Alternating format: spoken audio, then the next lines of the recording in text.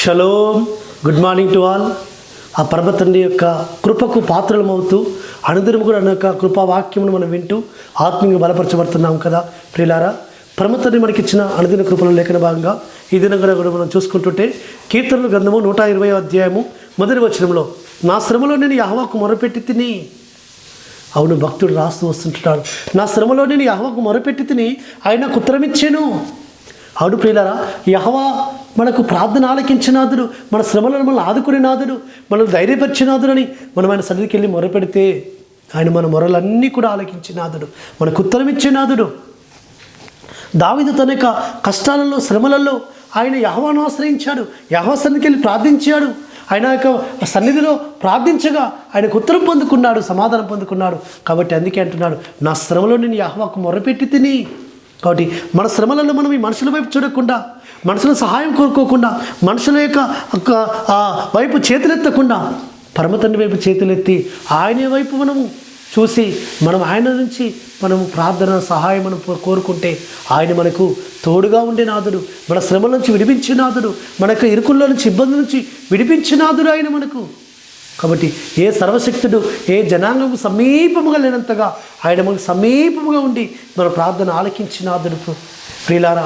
కాబట్టి ఈ యొక్క లోకములో ఆధారము మనకు ఆయనే మన ఆశ్రయము, ఆయనే మన కేడము, ఆయనే మనల్ని శ్రమలలో ఆదుకునే నాదుడు, శోధనలో సహాయం చేసే నాదుడు, మన ఇరుకుల్లో ఇబ్బందుల్లో మనకు తోడుగా ఉండి మనల్ని ధైర్యపరిచినాదుడు ఆయన.